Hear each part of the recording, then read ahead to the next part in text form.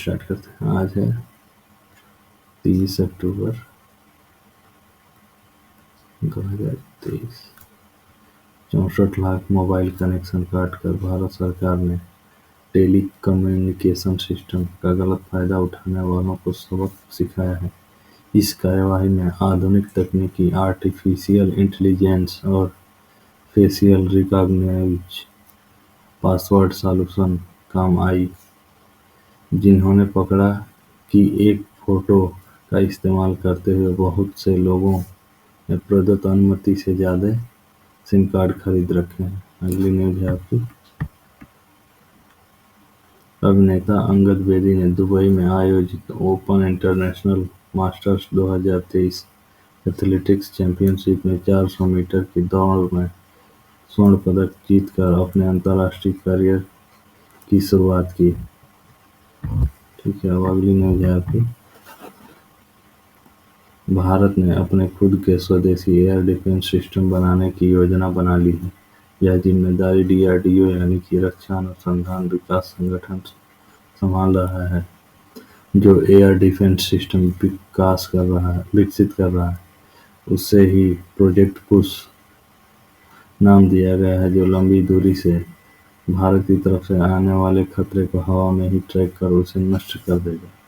Project कुश भारत का नया defence system होगा। इसके तहत डीआरडीओ लॉन्ग रेंज की सरफेस टू एयर मिसाइल यानी LRSAM तैयार कर रहा है। इसकी रेंज अलग अलग होगी। 150, 250, 350 किलोमीटर तक दुश्मनों की हरकत को ट्रैक कर उसी तरह से आ रहे हमले को नाकाम कर देगी। अगली न्यूज है आपकी। अगली न्यूज है, बांग्लादेश 1971 की लड़ाई में बलिदान देने वाले भारतीय सैनिकों के लिए युद्ध स्मारक बना रहा है। इसका निर्माण कार्य पूरा हो गया है। 1971 के युद्ध की सालगिरह पर इसका अनावरण किया जाएगा। इस क्रांति स्मारक के माध्यम से बांग्लादेश आजादी दिलाने के लिए भारत के प्रति आभार व्यक्त कर रहा है। भारतीय सेना 1971 में बांग्लादेश की मुक्ति में महत्वपूर्ण भूमिका निभाई थी। अगली न्यूज है, विदेश मंत्री एस जयशंकर ने एक बार फिर आतंकवाद के प्रति भारत के सख्त रुख को दोहराया है। उन्होंने कहा कि भारत आतंकवाद पर कड़ा रुख अपनाता है, क्योंकि इसके लोग आतंकवाद से काफी पीड़ित हैं। जयशंकर की यह टिप्पणी तब आई जब भारत ने हाल ही में संयुक्त राष्ट्र के उस प्रस्ताव को खुद को अलग कर लिया था, जिसमें चल रहे इजराइल-हमास युद्ध के बीच हमास के आतंकी हमले की निंदा नहीं की गई थी और केवल इजराइल से हमला रोकने की मांग की गई थी।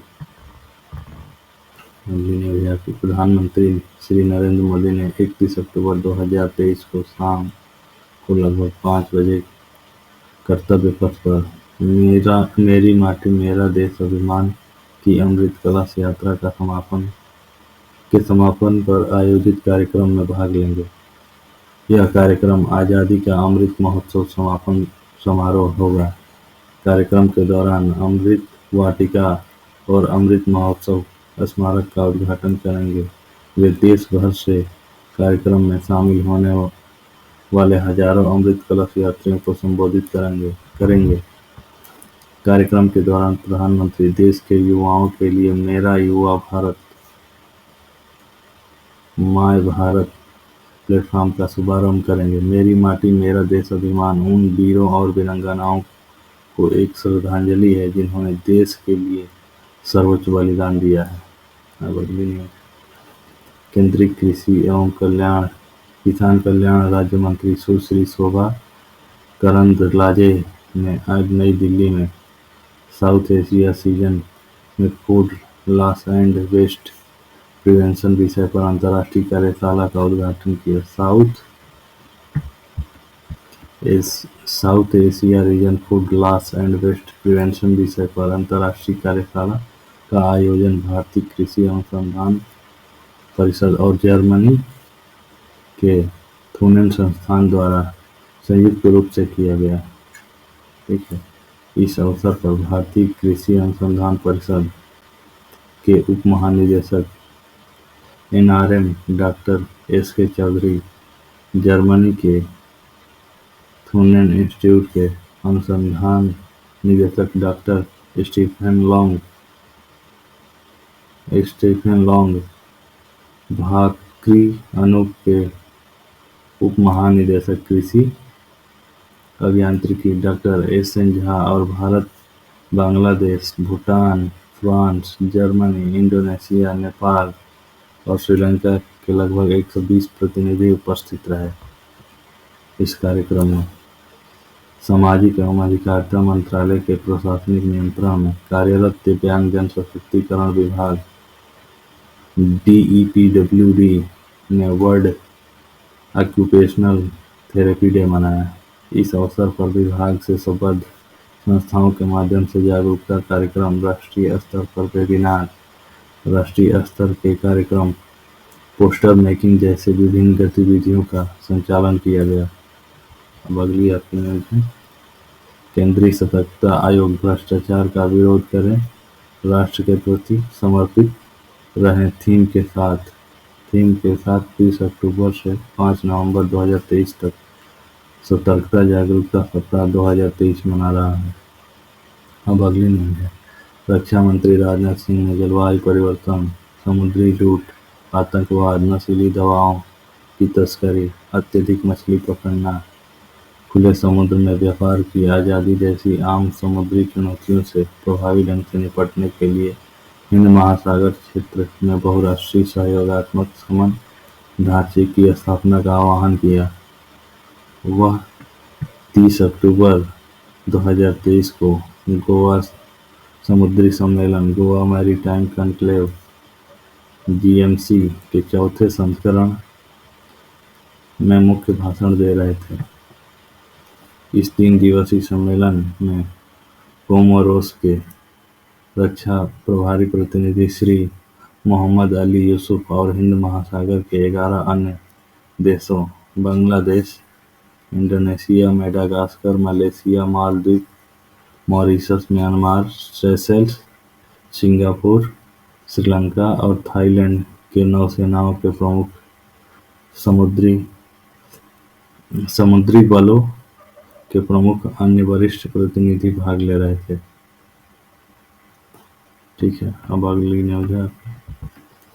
केंद्रीय स्वास्थ्य एवं परिवार कल्याण मंत्री डॉक्टर मनसुख मांडविया ने आज दक्षिण पूर्व एशिया के लिए विश्व स्वास्थ्य संगठन क्षेत्रीय समिति के 76वें सत्र को संबोधित किया। उनके साथ विश्व स्वास्थ्य संगठन WHO के महानिदेशक डॉक्टर टेड्रोस एडनोम भी इस सत्र में वर्चुअल उपस्थित थे। डॉक्टर मांडविया को सर्वसम्मति से दक्षिण पूर्व एशिया के लिए क्षेत्रीय समिति के 76वें सत्र का अध्यक्ष भी चुना गया। अगली न्यूज है। ऑस्ट्रेलिया के पूर्व रक्षा मंत्री और विपक्ष के नेता पीटर डटन भारत में 1 नवंबर से शुरू होने वाले 4 दिवसीय आर्थिक व्यापार प्रतिनिधि मंडल शिखर सम्मेलन में भाग लेंगे। दोनों देशों के बीच आपसी निवेश को बढ़ावा देने के लिए प्रधानमंत्री नरेंद्र मोदी द्वारा पीटर डटन को दिए गए निमंत्रण की प्रक्रिया में यह यात्रा हो रही है। श्री डटन के साथ 20 उद्योगपतियों का एक प्रतिनिधि मंडल भी आएगा। शिखर सम्मेलन में शिक्षा, अंतरिक्ष, कृषि, सूचना प्रौद्योगिकी, स्वास्थ्य देखभाल, वित्तीय प्रौद्योगिकी, ग्रामीण विकास, रक्षा और नवीकरणीय ऊर्जा जैसे उद्योगों पर केंद्रित है। इस वर्ष का विषय व्यवसायों को अगले प्रभावी स्तर तक ले जाना। अब अगली न्यूज है आपकी। रक्षा मंत्री ने कहा है कि सुरक्षा और समृद्धि को नुकसान पहुंचाने वाले स्वार्थी हितों से बचते हुए साझा समुद्री प्राथमिकताओं पर ध्यान केंद्रित करने की आवश्यकता है। उन्होंने अंतर्राष्ट्रीय समुद्री कानून का सम्मान करने के महत्व पर बल देते हुए कहा कि एक स्वतंत्र, खुली और नियम आधारित समुद्री व्यवस्था सभी के लिए महत्वपूर्ण है। अब अगली न्यूज़। संयुक्त राष्ट्र के महासचिव एंटोनियो गुटेरेस नेपाल के प्रधानमंत्री पुष्पकमल दहल के निमंत्रण पर नेपाल की 4 दिन की यात्रा पर हैं। गुटेरेस की संयुक्त राष्ट्र महासचिव बनने के बाद नेपाल की यह पहली यात्रा है। इससे पहले वे 2007 में संयुक्त राष्ट्र शरणार्थी उच्चायुक्त के रूप में नेपाल आए थे। गुटेरेस की नेपाल की यात्रा के प्रमुख एजेंडा में जलवायु परिवर्तन, आजीविका पर जलवायु परिवर्तन के प्रभाव को कम करने के तरीके, नेपाल की शांति प्रक्रिया और संयुक्त राष्ट्र सतत विकास लक्ष्य शामिल है। तो आज की न्यूज़ यहीं समाप्त होती है। ठीक है।